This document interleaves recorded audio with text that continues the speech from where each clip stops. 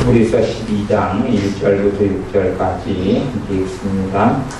이러므로 우리에게 구름같이 둘러싼 허다한 증인들이 있으니 모든 무거운 것과 얽매이기 쉬운 죄를 벗어버리고 인내로서 우리 앞에 강한 경주를 경주하며 믿음의 주요 또 온전케 하시는 이인 예수를 바라보자. 저는 그 앞에 있는 즐거움을 위하여 십자가를 참으사 부끄러움을 개의치 아니하시더니 하나님 보좌 우편에 앉으셨느니라. 너희가 피곤하여 낙심치 않기 위하여 죄인들의 이같이 자기에게 거역한 일을 참으신 자를 생각하라. 너희가 죄와 싸우되 아직 피 흘리기까지는 배앙치 아니하고 또 아들들에게 권하는 것 같이 너희에게 권면하신 말씀을 잊었도다. 일렀으되 내 아들아 주의 징계하심을 경히 여기지 말며 그에게 꾸지람을 받을 때에 낙심하지 말라. 주께서 그 사랑하시는 자를 징계하시고 그의 받으시는 아들마다 채찍질 하심이니라 하였으니 아멘. 주님께서 받으시는 아들마다 받으시는 자녀들마다 징계하시고 그의 받으시는 아들마다 채찍질 하심이니라. 그 사랑하시는 자를 주님께서 징계하신다. 징계라는 말이 실상은 그렇게 거의 좋은 말로 쓰이는 것 같지 않은데, 하지만 여기서는 징계라는 말이 그렇게 부정적으로 쓰이는 단어는 아닙니다. 요즘에 이제 새번역 성경 같은 경우는 징계란 말로 같이 번역했는데, 새번역 성경이 초기에 92년 말 정도에 번역됐을 때를 제가 보면 훈련이라 이런 단어를 선택을 했습니다. 좀 유사한 단어로, 이 징계와 유사한 단어로 운유 아니면 견책 이런 단어를 아마 선택할 수 있을 것입니다. 공동번역 성경을 보면 견책이다 이런 단어로 징계라는 단어를 표현했습니다. 어찌되었든 주님께서 사랑하는 자녀들을 훈련, 또 견책, 그리고 그 자녀들이 바르게 양육되고 성장하도록 징계하신다 하는 것은 사실입니다. 우리의 삶 속에 가장 중요한 것은 내가 얼마나 예수님을 닮아가는가, 내가 얼마나 전능하신 아버지 하나님을 본받아서 살아가는가 하는 것이 그것입니다.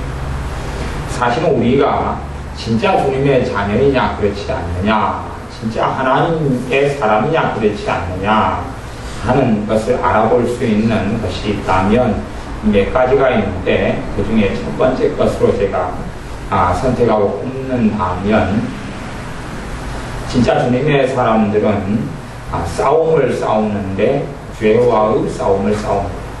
진짜 예수님의 사람들은 죄와 싸운다. 그 말은 죄와 싸웁니다. 12장 히브리서 12장 4절에 보면 너희가 죄와 싸우되, 너희가 죄와 싸우되. 예수님의 사람들은 죄와 싸웁니다. 예수님의 사람들은 죄가 무엇인지 알아갑니다. 또 반대로 예수님의 사람들은 하나님을 기쁘게 하는 것이 무엇인지 알아갑니다. 하나님을 영광스럽게 하는 것이 무엇인지 알아갑니다. 단지 그냥 인생을 살면서 편하게 살자, 행복하게 살자, 아니면 좀 복받고 살자, 건강하게 살자, 그것이 예수님을 믿는 사람들의 목적도 목표도 아닙니다. 집을 하나 가지자, 별로 사실은 신자에게 있어서는 의미가 없습니다.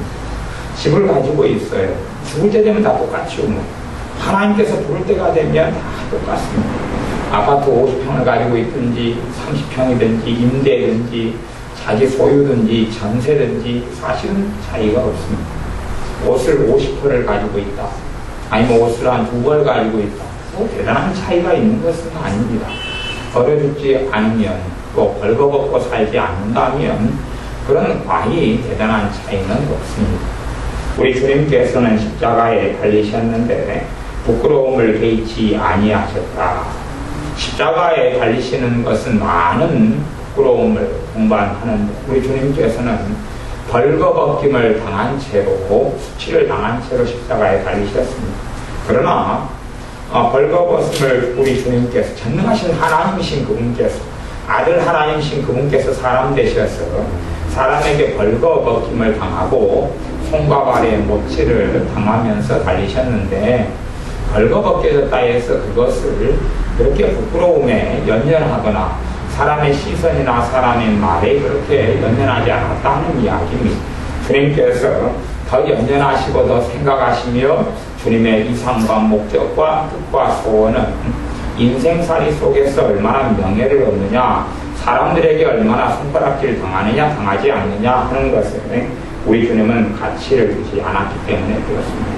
우리 주님께서는 전능하신 아버지 하나님을 어떻게 기쁘게 하실 수 있느냐, 어떻게 하나님의 마음을 시원케 할 수 있느냐, 어떻게 하나님의 뜻을 이루는 삶을 살 것이냐, 하나님께서, 우리 주님께서 이 땅에 오셔서 받으신 사명을 어떻게 다 이루고 가실 것이냐, 그것에만 온통 우리 주 예수님의 관심이 있으셨습니다. 그렇기 때문에 사람들에게 좀 쫓겨다니거나 또 굶주리거나 헐벗거나 못 가지거나 하는 데는 별로 관심이 없었습니다. 우리의 삶의 예정 가운데 하나님께서 우리를 훈련시키고 연단시키는 방법이 조금씩 다를 것입니다. 여기서는 히브리서 12장에는 몇 가지 주제가 나오는데, 그 중에 전반부에 있는 주제는 징계다. 징계 안에는 훈련을 포함시킨 어떤 개념이 들어가 있다. 그렇게 제가 서두에서 말씀을 드렸습니다. 가령 어린 자식이 태어나면 자식에게 많은 훈련을 시킵니다. 많은 훈련을 시키는 것 중에 하나는 걷는 훈련, 부모가 시키고, 밥 먹는 훈련 시키고, 배변, 오줌을 누고 또 대변을 누는 훈련을 부모가 시킵니다. 생존을 위해서 시키는 것이, 심지어는 음식이 아닌 것들을 먹지 않도록 훈련을 시킵니다. 어떤 아이는 동전을 자꾸 삼키는 아이가 있고, 또 옛날에 우리 지혜는 깨미를 좀 많이 주먹었다 그랬죠.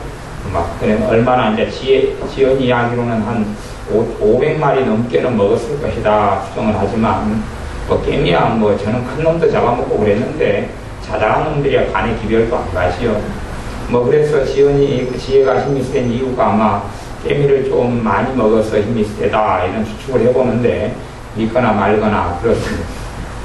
그러면 그 먹는 것과 먹지 못하는 것, 물론 깨미는 먹을 수 있는 것이다 이렇게 구분을 하면 좋습니다. 배가 고프면 깨미라도 잡아먹을 수 있죠. 근데 먹는 것과 먹지 못하는 것, 중국 친구들은 그게 이제 두 가지, 옛날에는 두 가지는 빼놓고는 다 먹는다 그랬는데, 두 가지가 뭐냐 그러면 책상 다리하고 의자 다리는 안 먹고 나머지 다리 달린 것을 다 먹는다 그랬습니다. 바퀴벌레도 먹고 쥐도 먹고 다 먹는다. 물론 제가 보기에는 자동차 바퀴도 못 먹을 것 같은데 그건 다리가 아니니까 두 가지 빼놓고는 다 먹는다. 다리 달린 것은 전부 다 잡아먹는다. 사람을 사람답게 키우기 위해서 부모는 여러 가지로 훈련하고 여러 가지를 가르칩니다. 그런 것처럼 우리의 신자들의 삶 속에 하나님께서 우리의 삶에 하나님의 자녀이기 때문에 개입하셨어요. 우리의 삶의 여러 가지 훈련과 연단과 가르침을 베풀 때들이 삶의 시기마다 많습니다. 삶의 시기마다 많은데, 그 중에 하나님께서 우리를 훈련시키는 가장 기본적인 훈련이자 연단, 또 견책, 징계다. 징계라는 표현이 이제 부정적으로 쓰이니까 그렇지만은 이건 부정적인 의미보다는 꽤 긍정적인 의미를 많이 가지고 있는 단어지 않은가 제가 이렇게 생각해 봅니다. 근데 이 징계라는 단어, 견책이라는 단어를 사용해서 생각해 본다 할지라도 하나님께서 우리를 훈련시키는 가장, 또 연단시키시는 가장 기본적인 것 중에 하나는 하나님을 의지하는 훈련을 시키십니다. 하나님을 의지하는 훈련. 우리는 가령 우리의 인생살이 속에 음식이 없다면, 쌀이 없다면 하나님께 기도해서 아마 1년치 쌀을 달라고 그렇게 기도할지는 못겠습니다. 1년치 쌀을 먹고 난 다음에 그 다음에 또 1년 다음에 쌀이 떨어지면 하나님 또 1년치 쌀을 달라고 기도하면 먹고 사는 데는 1년에 한 번씩만 하나님 의지하면 되잖아요. 그러니까 꽤 쉬운 일이 될 것입니다. 그런데 주님께서 우리를 훈련시키실 때는 매일매일 주님을 의지하도록 훈련을 시키십니다. 사실은 그 여정을 걷는 사람이 있고 걷지 않는 사람이 있어요. 사실 하지만 주님께서는 주님의 자녀들마다 매일매일 주님을 의지하는 훈련을 시키려고 하시고 매일매일. 그러나 많은 사람들은 그러한 주님의 연단과 훈련과 경책 속에 징계 속에 들어가기를 싫어합니다. 사람을 고문시키고 괴롭히는 징계가 아니라 사람을 새롭게 하는 그런 의미에서 이 징계란 단어가 유사한 의미를 가지는 게 저는 연단이다 이런 개념이 포함된 것으로 생각합니다. 앞뒤 문맥을 통해서 볼 때 그렇다는 이야기입니다. 부모가 자식을 계속 징계를 한다 그런 의미는 좀 안 맞지요.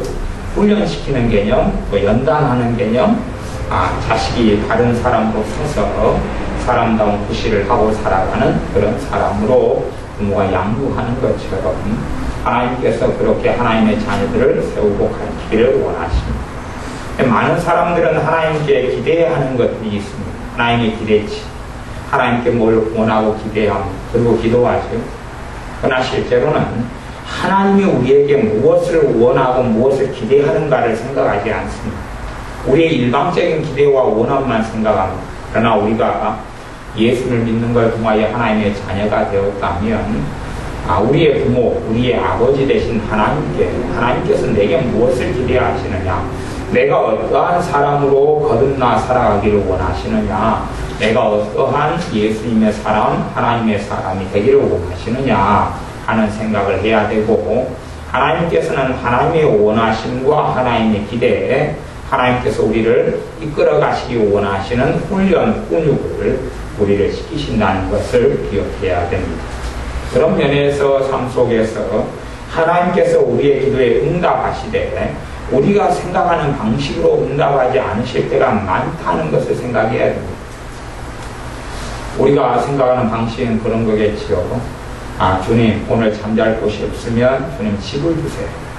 그렇게 해서 아파트 50평짜리가 하나 생기거나 아파트 30평짜리가 생기는 것, 그것이 그래서 죽을 때까지 잠잘 걱정을 하지 않고 좋은 잠자리가 생기는 것, 이걸 우리는 기대하고 기도를 할 것입니다. 그런데 하나님께서는 오늘 잠잘 것을 위해서 기도하라라고 말씀하실지 모르고 오늘 잠잘 것을 위해서, 그리고 다시 내일이 되면 잠잘 곳이 또 없지요. 그리고 내일은 내일 잠잘 곳을 위해서 기도해요. 모레 되면 잠잘 곳이 다시 없지요. 모레는 모레 잠잘 곳을 위해서 기도해요. 그렇게 하나님께서 우리를 연단시켜 가시고 훈련시켜 가시는 것이 사실은 일반적인 일인 것을 여러 가지 경험이나 믿는 사람들의 인생 여정을 통해서 알게 되어집니다. 하지만 사람의 생각은 그렇지 않은 것 같아요. 돈이 필요하면 돈 50년 동안 죽을 때까지 쓸 돈을 주십시오. 그래서 응답이 쫙 나타나고, 자동차가 필요하면 자동차만이 아니라 기름도 그냥 한 10년 쓸 걸 주십시오. 집이 필요하면 오늘 내가 잠잘 곳이 아니라 내 죽을 때까지 내 후손들까지 잠잘 곳을 주십시오라고 기도하고 그렇게 기대합니다. 그러나 하나님께서 감당할 만한 것을 우리에게 주시는데, 그러기 전에는 우리를 훈련하시며 연단하시며 테스트하신다는 것을 알아야 됩니다. 감당할 만한 것을 주시는 거예요. 그런 일이 있습니다. 제게 몇 년 동안은 주님께서 이 한 끼 한 끼를 주님을 의지하고 살게 하셨던 때가 있었는데, 그것은 이제 벌써 한 20 몇 년이 된 일입니다. 한 끼 한 끼. 무슨 말이냐면 오늘 점심을 한 끼를 먹으면 저녁이 없습니다. 저녁을 하나님께 기도해야지만이 저녁을 공급받습니다. 다시 내일 아침 되면 먹을 게 또 없습니다. 아침 되면 다시 기도해야지 아침을 주셔요. 점심 되면 먹을 게 없습니다. 점심을 놓고 기도해야지 점심을 주십니다. 그렇게 살아가게 하셔요.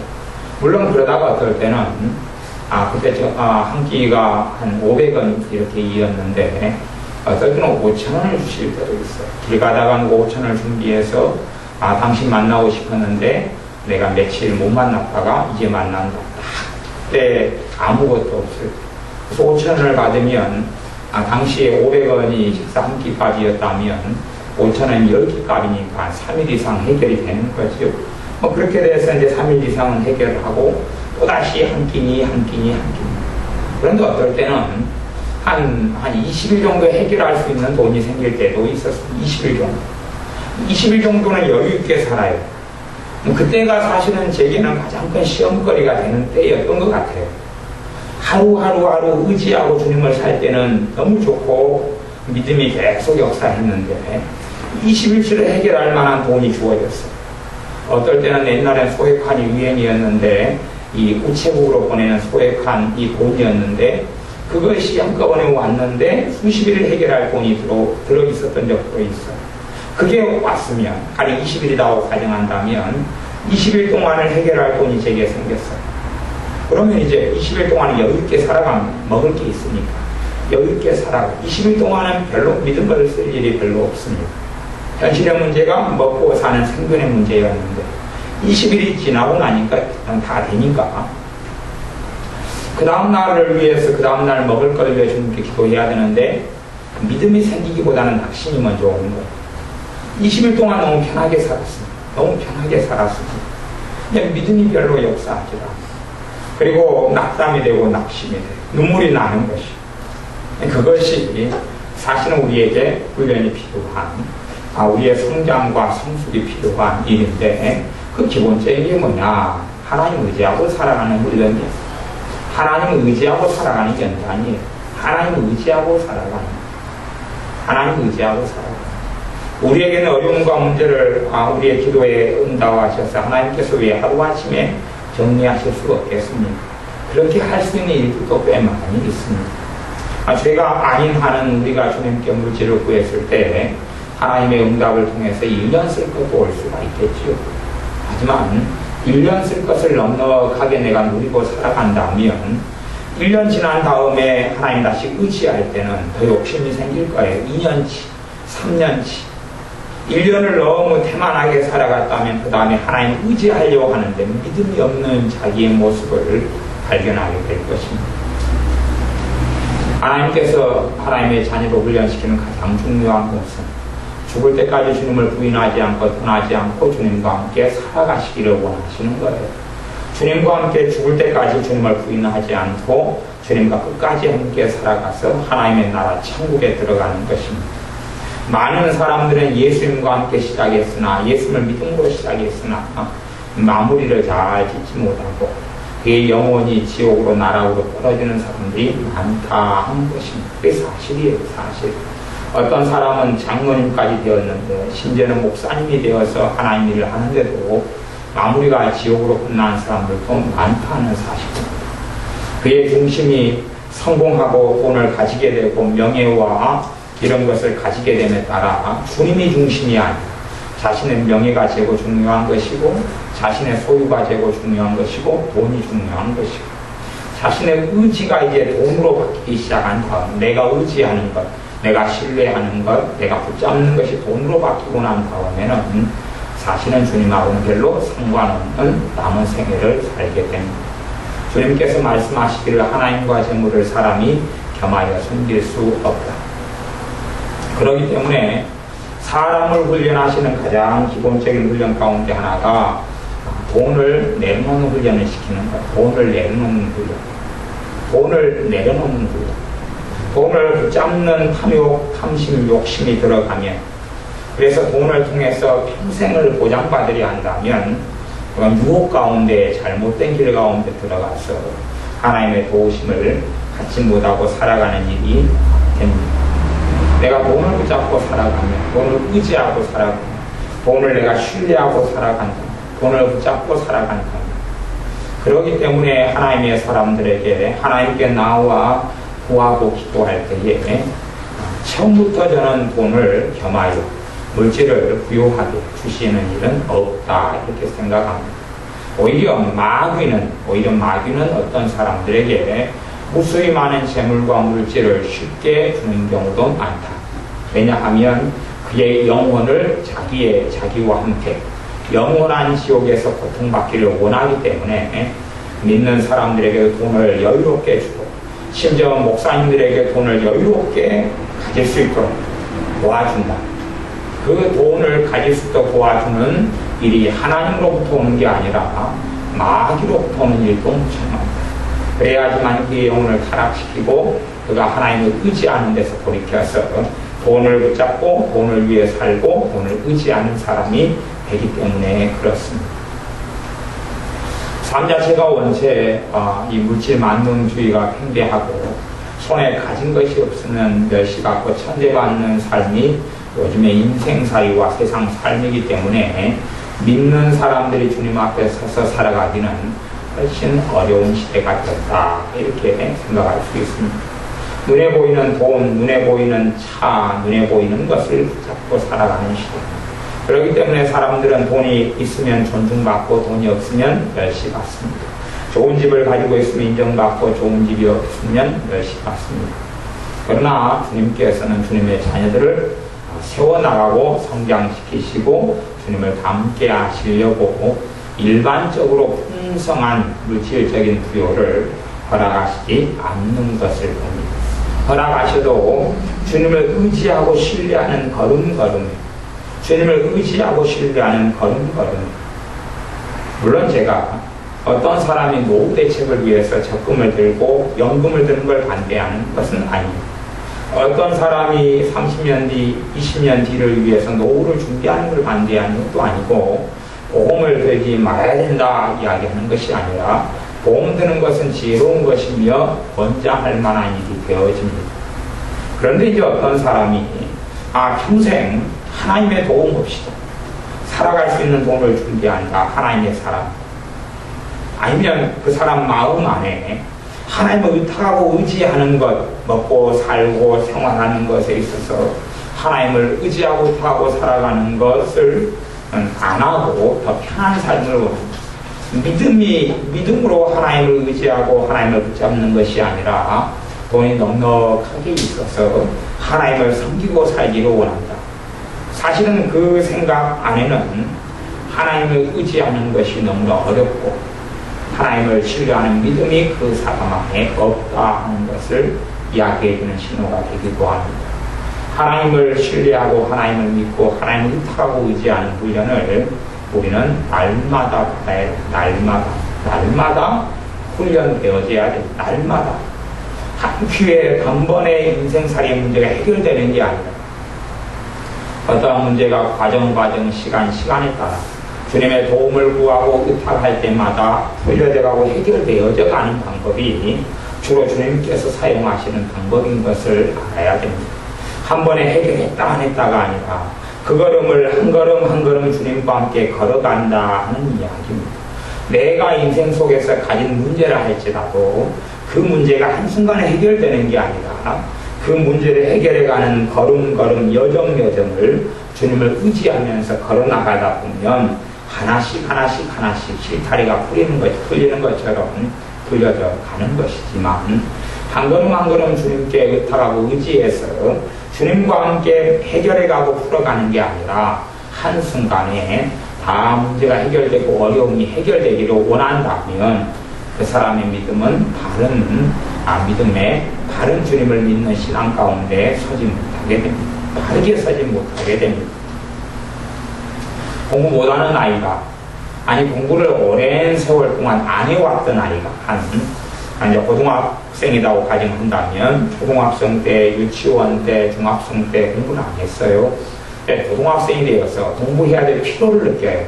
공부가 반드시 있어야지만이, 아니면 영어 공부다 그러면 영어 실력이 반드시 있어야지만 자기가 원하는 어떤 일을 할 수가 있어. 아니면 자기가 걸어가는 길에 있어서 꼭 필요한 게 영어 공부인데 초등학교, 중학교 때까지 안 했어요. 하나님께 어떤 사람은 기도합니다. 심지어 방언은사를 받는 사람은 그렇게 기도하는 걸 봐요. 하나님 영어 할 수 있도록 영어 방언을 주세요. 그렇게 영어를 샬라 영어 방언이 오면 영어로 이제 편하게 공부 안 하고도 할 수 있도록 그걸 원하는 경우가 있어요. 사실은 저도 그렇게 기도해보고 원해봤기 때문에 심정이 비슷한 심정이겠죠. 그런데 저에게는 방언을 안 주시더라고요. 실제로 영어 방언이 누구에게 왔다 해서 그건 기도하는 방언이지 대화하는 방언이 아니기 때문에 실제 영어 쓰는 것하고는 아무 상관이 없는 것을 또한 보기도 합니다. 제가 아는 사람들도 영어 강의를 받는 사람이 한 2~5명이 있었기 때문에 별로 실생활 영어 실력하고는 아무 상관이 없었거든요. 자기가 말해도 해석이 안 되는데 뭐가 상관이 있겠어요. 히어링이 안 되는데 영어로 하나님께 기도하는데도 방언이니까. 근데 해석도 안 되고 들리지도 않는데 뭐 영어의 기능을 못하지요. 그리고 방언의 기도는 자기가 하고 싶다 해서 할 수 있는 게 아니기 때문에 내가 하고 싶어서 하지만 어떤 말을 할지는 내가 선택할 수 없기 때문에 그런 것이 되어지죠. 어찌되었든 아이가 그렇게 기도하고 난 초등학교, 중학교 때 영어 공부하지 않고 한순간에 하나님 오늘 밤에 잘 때 영어를 내 머릿속에 집어넣어 주세요. 한순간에 영어가 잘하게 해주세요. 그렇게 노력하지 않고 대가를 치르지 않고 그렇게 하려고 합니다. 하지만 그런 기도에 하나님은 응답하신 적이 없습니다. 그런 기도에 응답하시지 않습니다. 절대 응답하시지 않아요. 선교가 필요하고 영어로 전도가 필요한 상황에서 초자연적으로 성령님께서 영어로 말하게 하셔서 말씀을 전하고 또 전도하는 경우는 있지만 그 상황이 지나면 또 그건 또 없어지는 거예요. 그런 경우들이 종종 있어 옵니다. 하나님의 응답은 자기가 노력하지 않고 한 걸음 한 걸음 주님과 걷지 않고 그걸 달라고 해서 준다. 이런 식으로 기도와 기도의 응답에 대해서 오해하고 생각한다면 그런 방식의 기도를 계속 믿는 신자가 하기 시작한다면 그 사람의 인생에 있어서는 기도 응답이라는 것은 별로 거리가 멀게 살아갈 겁니다. 하나님은 하나님이 역사하시 응답하시는 하나님만의 방법을 가지고 계시거든요. 그 하나님의 뜻과 방법에 따라 내가 기도하고 그 응답을 받아야지 누리고 살아가는 것입니다. 영어 공부를 내가 늦은 나이에 시작해야 된다. 그러면 하나님 한순간에 내가 영어 잘하게 해주십시오가 아니라 영어 하는 한 걸음 한 걸음 과정마다 주님께서 지혜 주시기를 원하고 기도하고 인도를 받고 기도하고 노력하고 그리고 성령님의 도우심을 받고 한 걸음 한 걸음 나아가야지만이 되는 것입니다. 자기의 발음이 좋지 않다면 하나님 내게 영어 발음을 가르칠 사람을 붙여주십시오. 영어 발음을 할 수 있는 잘할 수 있는 지혜를 주십시오. 하나하나씩 그리고 노력하고 기도하고 그러다 보면 영어 발음이 풀려지는 하나님의 지혜와 사람의 도움과 좋은 강의를 만나게 된다거나 좋은 책을 만나게 된다거나 뭐 이런 일이 있겠죠. 하지만 발음이 조금 좋아지고 또다시 어떤 부분 영어에 있어서 또 막히는 부분이 많이 생기겠죠. 단어 외우는 것 가지고 하나님께 지혜를 구하고 노력하고 두드리고 다시 기도하고 그러다 보면 단어를 외우는 지혜와 그 사람의 수준에 맞는 과정 속에 하나님의 도우심이 올 수 있겠죠. 그런 어떤 과정과 여정을 주님께 기도하고 의지함으로 영어 실력이 좋아지는 길을 걸어갈 수가 있어요. 하지만 어리석은 사람들은 한 번에 영어 실력이 좋아지기를 기도합니다. 물론 하나님의 응답은 없지요. 자기는 노력하지 않아요. 또다시 한순간에 영어 실력이 좋아지고 하나님께 기도해요. 하나님의 응답은 없지요. 그리고 좋아지진 않아요. 하나님께서는 모든 사람의 과정마다 삶과 인생마다 한 걸음 한 걸음을 하나님과 함께 살기를 원합니다. 제트기처럼 비행기처럼 한순간에 수고하지 않고 좌석에 앉아 있었더니 뿅 하고 어디로 가게 하는 것을 하나님은 하시지 않아요. 그렇게 하지 않아요. 아이들을 보면 아이들이 엄마가 어릴 때부터 얘를 업어가지고 키워요. 할머니가 업어가지고 키워요. 7살이 돼도 걸을 줄을 잘 몰라. 7살이 돼도 조금 몇 걸음 걸으면 너무 힘들다고 해요. 하고 또 업어달라고 칭얼대요. 7살인데 덩치 큰 아이를 또 업어요. 할머니가 허리가 굽어가지고. 그런 아이는요, 이제 초등학교에 갔어요. 조금 힘들어요. 육체가 조금 힘들어요. 훈련이 안 돼가지고, 연단이 안 돼가지고. 말하자면 징계가 안 된 거지. 그래 좀 힘들면 투정하고 불평하고 불만하고 안에 원망이 쌓이고 분노가 쌓이고 몸이 이제 전혀 훈련이 되어져 버리지 않은 거예요. 그렇게 해서 그 아이는 수고하지 않고 노력하지 않고 학교에 갈 때도 가까운 학교 거리라도 아빠가 차를 태워주기를 원해. 편하게 가고 싶으니까. 끝나고 나면 10분 걸어오는 거리가 너무 멀다 그래요. 초등학교라고. 그래서 원망하고 편하게 학교를 다니고 싶어요. 그런 식으로 사실은 하나님을 이용하고 사용하려는 사람이 많지만 하나님은 그렇게 사람들이 이용당하지 않습니다. 하나님은 그렇게 사람이 입맛에 맞게 이용당하는 게 아니라 너가 내 자녀로 살아라 라고 말씀하십니다. 너가 하나님의 자녀가 돼야지. 아마 자식마다 부모에게서 태어나면 훈련받고 양육받는 게 공통점도 있지만 다른 점도 있을 것입니다. 부모가 다 성격이 틀리기 때문에 부모의 자녀로 양육될 때 물론 부모를 부르는 호칭도 다를 수밖에 없고, 심지어는 부모님 이름을 애웠는데 똑같은 이름으로 부모님 이름을 애울 수는 없잖아요.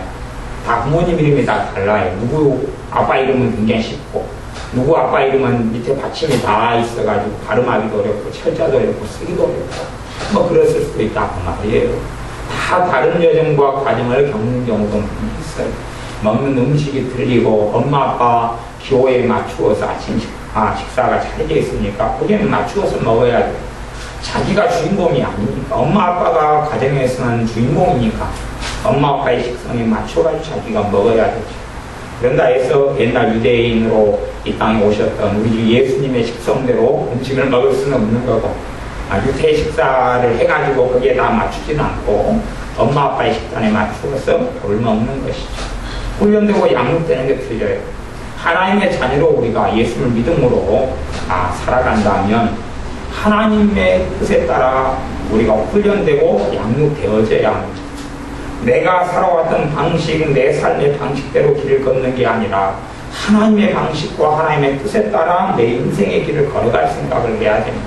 그렇게 길을 걸어가다가 주님을 만나야 돼요.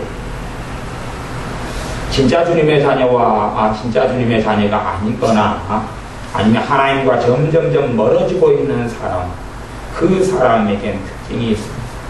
진짜 주님의 자녀는 죄와 싸움, 죄하고 싸워요. 죄가 무엇인지 알아요. 무엇이 하나님의 뜻이 아닌 것인 줄 알아요. 예를 들어서 우리 안에 혈기가 있다 그러면 진짜 하나님의 자녀는 내 안에 이 혈기 문제, 이 혈기라는 죄, 분노라는 죄와 싸워요. 오늘 넘어지고 또 분노내도 내일 또 회개하고 오늘 밤에 또 회개하고 또 싸웁니다. 계속 싸워요. 이걸 포기하지 않아요. 죄와의 싸움을 포기하지 않아요. 진짜 주님의 사람은 죄와 계속하여 치열하게 싸웁니다. 그러나 진짜 주님의 자녀가 아니거나 주님의 자녀였는데 주님과 점점점 멀어지는 사람, 죄하고는 아무 관심이 없어요. 죄에 대해서 신경을 쓰지 않아요. 내가 하나님께 무슨 잘못을 해서 하나님의 마음이 어떻게 아프겠다. 내가 무슨 어리석은 삶을 살고 내가 지금까지 계속 반복되어지는 어떤 죄를 통해 하나님께서 노여워하시겠다. 그런 생각을 하지 않아요. 무관심하다. 그 말. 죄에 대해서 무관심해요. 자기의 하나님 앞에 어리석게 살아가는 것, 자기의 근심하는 것, 혈기 부리는 것, 욕심 부리는 것, 시기하는 것, 거짓말하는 것, 짜증 부리는 것, 이기적인 것, 섬기지 못하는 삶, 하나님 뜻대로 살아가는 그걸 원치 않는 것, 내 뜻대로 살아가고자 하는 것, 그게 죄지요. 내 뜻대로 살아가고자 하는 것. 내 삶의 길을 걸어가도록 하나님이 도와달라고. 내가 주인이고 하나님을 종으로 만드는 것. 그만한 것, 이기적인 것, 독선적인 것, 나만 잘났다고 하는 것, 이런 것들이 다 죄지요. 또 내 자랑이 많고 내 자식 자랑이 많아가지고 내가 하루에 내 자식 자랑을 해요. 그러면 내 자식 자랑을 듣는 상대방은 기분이 좋겠어요? 안 좋겠어요? 안 좋아요. 그 자식이 잘 됐다 그러면 내 자식도 잘 되고 그 자식이 잘 됐다 그러면 내가 자식 자랑을 하면 저 사람이 또 가만히 있지 않아요. 자기 자식이 더 낫다고 또 자랑할 거지. 그래서 서로 간에 죄가 커지고, 아니면 저쪽 자식은 이혼했거나 힘들거나 고통스러워요. 내가 자식 자랑을 하면 듣는 저 사람은 아주 기분이 나빠거든요. 그렇기 때문에 자식을 자랑하는 사람들은 오히려 그 자체가 죄가 되는 거죠. 하나님께서는, 우리 주님께서는 사도들을 통하여 너희가 마땅히 할 자랑을 하고 주님 안에서 자랑해라 했다, 그런 말이에요. 예수님으로 자랑하고, 예수님을 믿는 믿음으로 자랑하고, 예수님의 사랑에 대해서 자랑하고 그 사랑을 입은 자로 살아가는 것을 자랑하고 하는, 전혀 내가 내 영광을 드러내지 않고 내가 잘난 것을 드러내지 않는 그러한 하나님께서 원하시는 자랑이 우리 입에 있어야 되는데, 하나님이 기뻐하지 않는 자랑들이 우리 안에 있어서 사람들 안에 시기와 질투들을 일으킨다면 죄가 되죠. 우리의 삶의 죄의 모양과 모습은 너무 많아요. 돈을 사랑하는 것이 1만 가지 죄악의 뿌리가 된다. 그러면 돈 하나 사랑하는 것도 죄가 몇 가지가 번쳐 나올 수 있냐? 그러면 최소한 10,000가지 죄가 돈을 좋아하는 것에서 나올 수 있다고 성경이 이야기했습니다. 돈을 좋아하고 돈을 사랑하는 데서 10,000가지, 10,000가지 죄가 번쳐 나올 수 있다. 그렇기 때문에 죄의 종류란 위에서 소위 어떤 사람이 말하는 대로 10,000가지 죄, 그렇게 표현하듯이 상상할 수 없는 죄가 사람의 삶과 인생 속에 있습니다. 정말 주님의 사람들은 죄와 싸워요. 회개 기도하는 것을 멈추지 않아요. 죄를 자백하고 다시 주님의 피로 씻김받고 다시 죄와 싸우는 걸 멈추지 않아요. 그러나 주님의 사람이 아닌 사람, 하나님과 함께 살아가기를 원치 않는 사람, 하나님의 자녀로 자녀답게 살아가기를 원치 않는 사람은 자신의 죄에 있어서 무감각합니다. 아니면 자신의 죄를 돌아보지를 않습니다. 말씀을 통하여 자기를 조명하지 않습니다. 그리고 하루가 지나도 일주일이 지나도 자기의 죄가 생각나지 않아요. 모른다 그 말이에요. 말씀을 알고 말씀을 마음에 담아두는 사람은 죄가 뭔지를 알아가고, 왜요? 성령님께서 예수 믿는 사람에게 오셔서 하시는 가장 중요한 일 중에 하나가 죄를 깨닫게 하시고, 죄를 깨닫게 하셔서 회개하는 데 도와주시고 하는 것이 성령님이 하시는 가장 중요한 사역 가운데 하나이기 때문에 그렇습니다. 근데 말씀이 없는 사람은 죄가 잘 깨달아지질 않아요. 하나님의 말씀을 귀담아 듣지 않는 사람은 내가 무슨 죄가 있간데 다 사람이 다 그렇게 살지 않느냐 하고 말아버리고 말아요. 하지만 진짜 주님의 사람들은 죄와 싸워서 넘어지더라도 또 싸우고 자빠지더라도 또 싸우고 싸우는 것을 포기하지 않습니다. 죄와 계속 싸워가고 회개하면서 죄를 점점 끊어가는 삶을 선택합니다. 히브리서 12장 1절 말씀에는 우리에게 구름같이 불러선 허다한 증인들이 있는데 그 증인들은 앞서 같은 주님의 사람들이죠. 먼저 우리 예수를 믿었고 하나님을 섬겼던 하나님의 사람들입니다. 모든 무거운 것과 얽매이기 쉬운 죄를 벗어버리고 죄는 얽매이기 쉽다. 죄는 나를 묶어버리기 쉽다. 죄는 쉽게 내 발목을 잡아버리기 쉽다. 그걸 벗어버려라. 죄를 벗어버려라. 근데 죄를 벗어버리고 살아가는 것은 사실은 쉬운 일이 아닙니다. 그렇기 때문에 싸울 수밖에 없는 것이, 죄와 끊임없이 싸울 수밖에 없어. 우리의 싸움의 대상은 마귀하고 싸워야 돼. 하지만 더 본질적으로는 마귀도 죄를 통하여 공격하고 역사하기 때문에 마귀하고 싸우기 전에 죄와의 싸움이 가장 선행됩니다. 가장 선행돼요. 우리 주님께서 이 땅에 오셔서 마귀의 일을 멸하러 오셨다 그래요. 마귀의 일이 뭡니까? 죄로 유혹하고 죄를 짓게 하는 것이에요. 마귀의 일이 사망이고 마귀의 일을 통하여 하나님을 떠나게 하는 것이에요. 그러니 주님께 십자가에 달리신 것은 우리 죄 때문에 그렇지 마귀 때문에 십자가에 죽으신 게 아니에요. 우리 죄 때문에 그래요. 우리의 죄와 우리의 허물 때문에 십자가에 달리시고 물과 피를 쏟으신 것입니다. 그렇기 때문에 우리가 싸워야 될 가장 중요한 대상은 죄가 되는 것이죠. 죄와 싸우면서 필연적으로 마귀하고 싸울 수밖에 없는 것이죠. 죄와 싸우면서 마귀하고 싸우고, 죄와 싸우면서 마귀하고 싸우고. 우리 안에 죄와의 싸움이 반드시 있어야 됩니다. 또한 우리가 자꾸 넘어지고 쓰러지는 이러한 허물이 있고 죄가 있다 할지라도 포기하지 않고 죄와 싸워야 됩니다. 기도하고 포기하지 않고 죄와 싸울 때 점점점 죄로부터 자유케 되어져 가고, 그에 따라서 주님께서 너가 인생을 참 잘 살았다 라고 말씀하시는 것입니다. 우리가 지금보다 더 큰 은혜 생활을 하기 위해서 꼭 필요한 것이 있습니다. 내가 지금보다 더 깊은 은혜 생활을 하기 위해서, 내가 지금보다 더 주님께 더 나아가기 위해서, 주님께서 내 삶을 더 연단시키시고 나를 성숙시키시려고 하기 위해서 꼭 필요한 게 하나가 있어요. 내가 지금 살아가는 삶에서 만족하지 못한다면, 물론 신자에게 삶에서는 영적인 만족이란 있어서는 안 됩니다.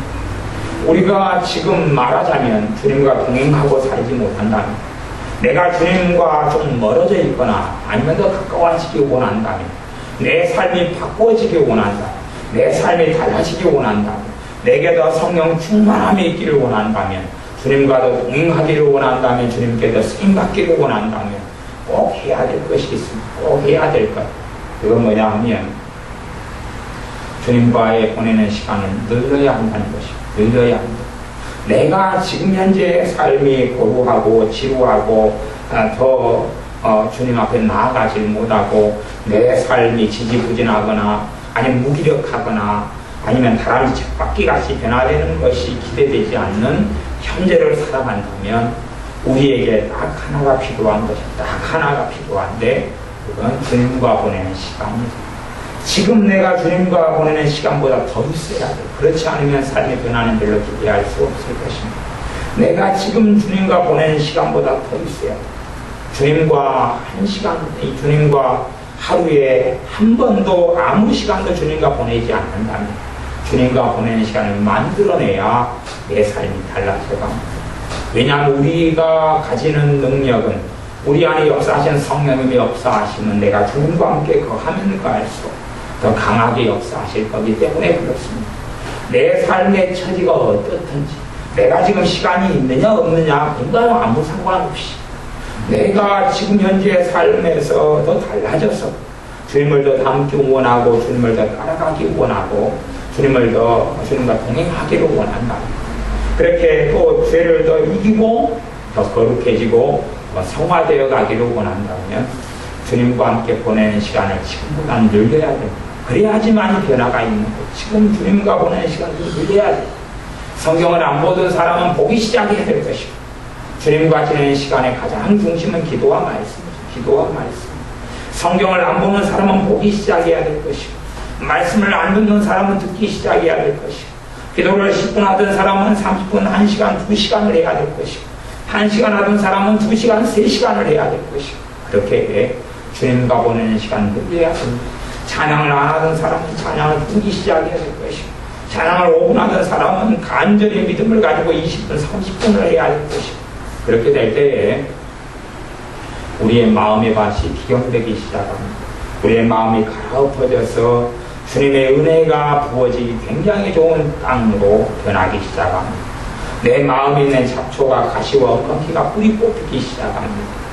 그러나 막연하게 기대하면서 오늘 내가 주님과 단둘이 보내는 시간들이 없는 사람이라거나 아니면 거기에 무관심하거나 매일 하나님과 만나는 것은 무관심하거나 매일 하나님과 함께 지내는 그것이 비슷하거나 너무 미미하고 작거나 그래서 그 상태를 계속 유지해가는 사람이라면 미래를 기대할 만한 것이 별로 없습니다.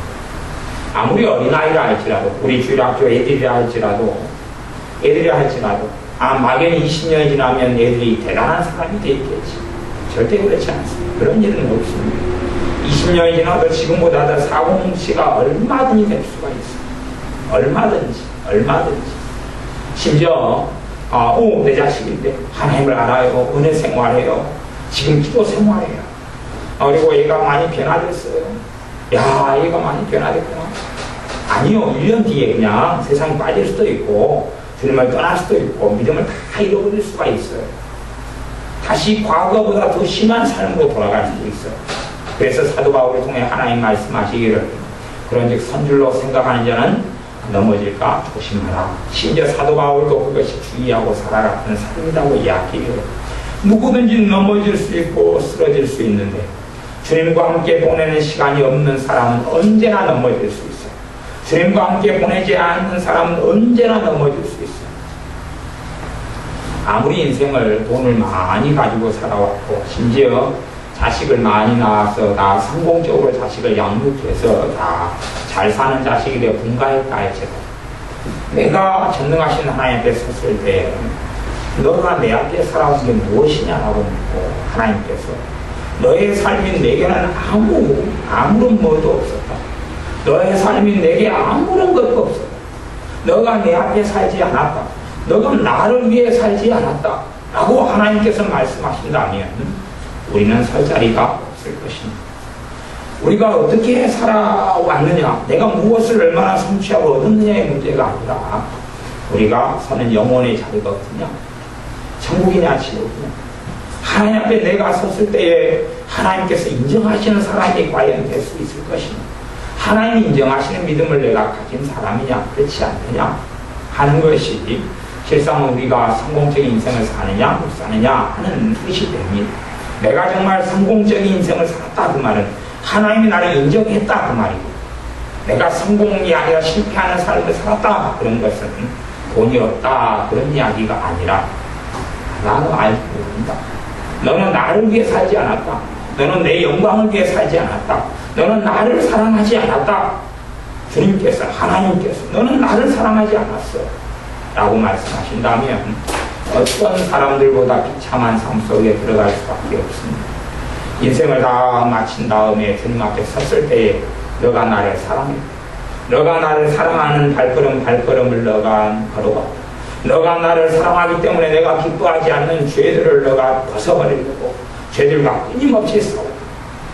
그래서 주님께서 말씀에는 권면하기를 너희가 죄와 싸우되 아직 피 흘리기까지 싸우지 않아. 다시 이야기하면, 거꾸로 이야기한다면 너희가 죄와 싸우되 더 열렬하게 싸워라. 피를 흘리기까지, 너희 몸에서 상처가 나고 다치고 아플 때까지 싸우라 라고 이야기하는 것입니다. 군대 가면 비 오는 날, 저는 축구를 차기를 좋아합니다. 비 오는 날에 주로 훈련을 안 하기 때문에 연병장, 보통 운동장이라 그러는데 거기서 공을 찹니다. 부대끼리 대항해서 공을 차요. 공을 차면 쫄병들에게 주문하는 건 딱 하나입니다. 더 열심히 뛰어라. 한시도 공 차는 시간이, 축구 차는 시간이 끝날 때까지는 뛰는 발걸음을 멈추지 마라. 발에 공이 안 닿더라도 네 몸은 뛰어다니라고요. 그래서 옛날에 이제 군대에 있어서 막 폭행이나 때리는 것이 많이 있었을 그런 시절에는 쫄병들이 공을 차는데 뛰어다니지 않고 걷다가 걸리면 나중에 질바따를 맞아요. 나래기로 다 맞아요. 그러니까 공을 찰 때는 무조건 뛰어야 돼요. 그리고 전투적으로 축구 차지 않는 사람도 한따까리 합니다. 전투적으로. 아예 그냥 적군, 북한군하고 싸우는 것처럼 공을 차야 돼요. 막 투쟁하고 싸워야 돼요. 그런데 어떤 사람들은 별로 그렇게 하지 않아요. 그러면 나중에 걔 하나 때문에 딴 사람까지 다 혼나고 다 맞아요. 특별히 옆에 부대하고 싸울 때는 막 전쟁하는 것처럼 싸워서 이겨야 돼요. 지면은 위에 간부부터 시작해서 다 혼을 내요. 왜 졌느냐, 왜 져? 왜 두 편이 싸우면 분명히 한 편은 지고 한 편은 이기겠죠? 이긴 편은 좋다고 축제가 되고, 진 편은 초상집이 되고 공차기는 끝났는데, 부대에 들어가면 그다음부터 몽둥이 찜질이 기다리고 있고, 그랬어요. 군대 생활. 그래서 비 오는 날 공을 차면, 저를 주로 투입을 간혹 시켜줘요. 너는 공은 못 차는데 비 오는 날엔 실력이 전혀 상관없으니까 사람만 들이받아서 몇 명 거꾸로 뛰어라. 저는 사람만 보고 달라지기 때문에 머리로 들이받고 박치기로 기절을 시키고 몸으로 들이받아서 사람을 날려보내고 하는, 그러니까 그냥 평범한 체격을 가졌는데 비 오는 날에는 아주 열혈적으로 사람만 들이받아버리기 때문에, 그래서 비 오는 날에는 같은 부대 안에서 공을 찰 때도 제가 투입되면 저를 좀 살해요.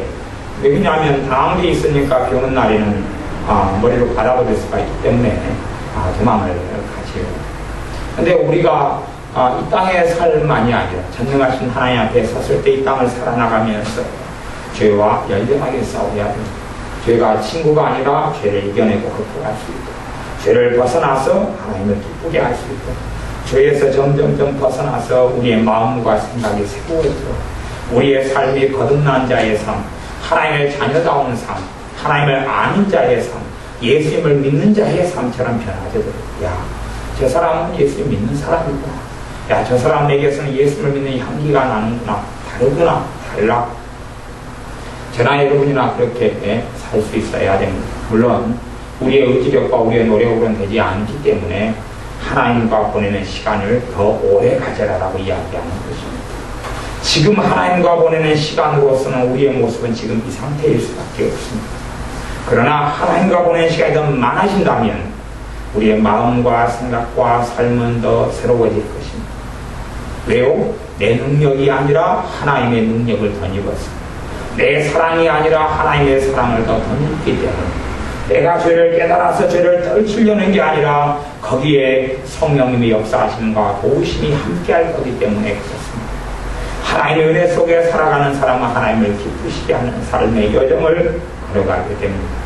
그러므로 무능력한 사람은 힘을 내야 되는데 하나님과 함께하는 시간을 더 보내야 됩니다. 히브리서 12장 12절 13절 말씀을 제가 읽어보겠습니다.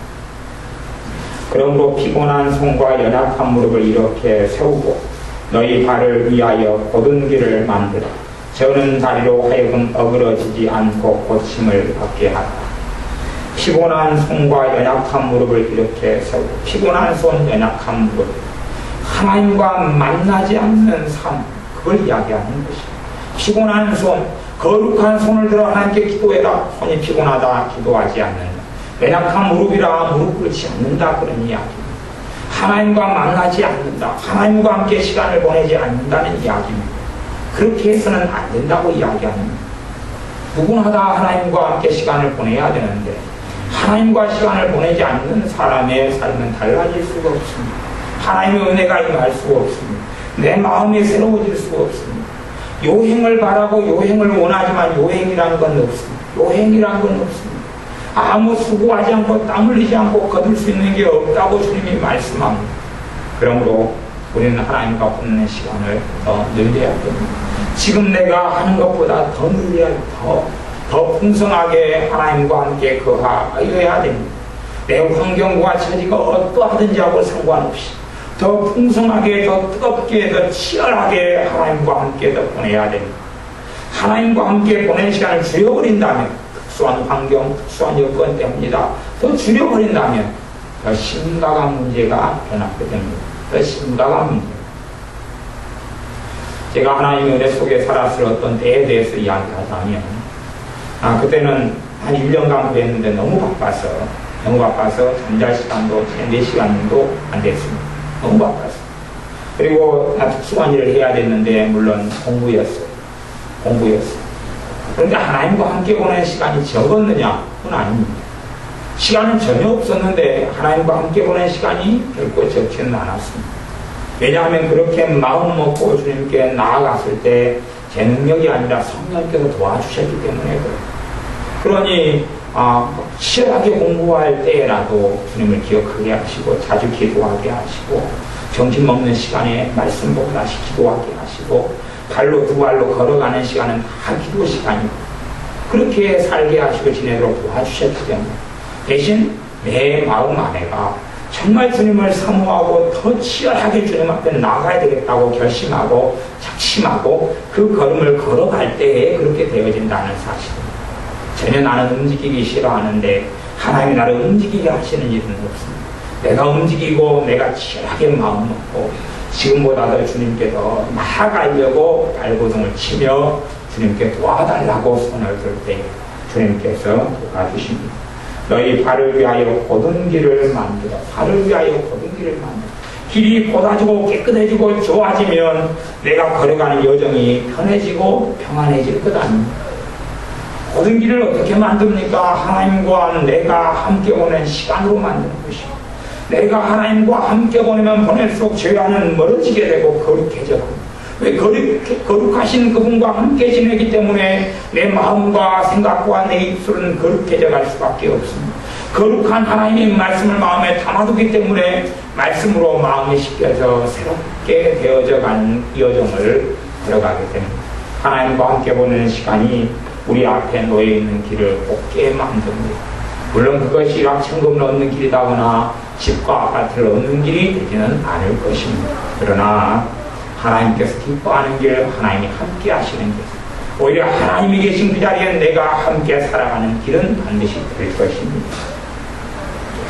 저는 다리로 하여금 어그러지지 않고 고침을 받게 하라. 저는 다리라는 것은 죄의 얽매였다고 말입니다. 죄의 얽매여서 힘을 잃고 영적인 능력을 잃어버리고 하나님을 사랑하는 마음, 하나님을 갈급하는 마음, 하나님을 갈망하는 마음을 잃어버리는 것이 그것이 저는 다리라는 이야기입니다. 그냥 몸이 아파서 다리를 쩔뚝쩔뚝 전다 그런 이야기가 아닙니다.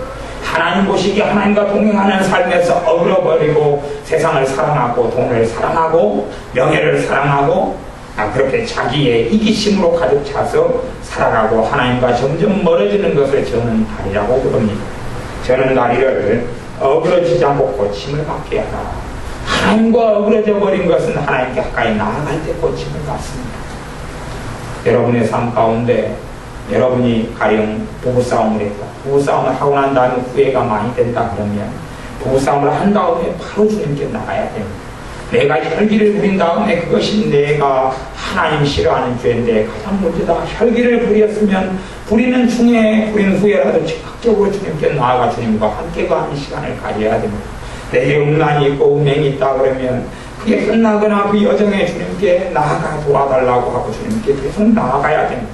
그럴 때에 우리의 마음이 새로워지고 우리 인생과 삶이 새로워질 것입니다. 주님과 함께 보내는 시간을 더 많이 가지고 죄와 치열하게 싸움으로 우리 인생과 삶의 주님께서 너가 잘했다, 너가 잘 살았다, 너가 나를 위해 살았다, 너가 참으로 믿기 전보다 아니면 믿은 처음 때보다 지금 훨씬 더 나를 잘 알고 내가 기뻐할 만한 마음과 입술과 생각과 그러한 인생을 너가 보냈구나 하는 칭찬을 듣는 우리들이 되시길 바랍니다. 기도하겠습니다.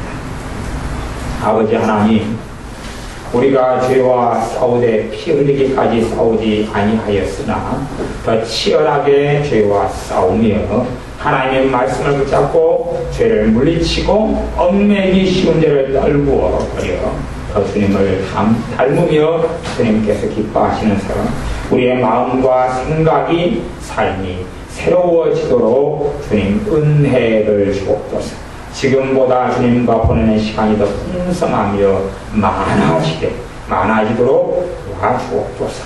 예수님의 이름으로 기도하옵나이다. 아멘.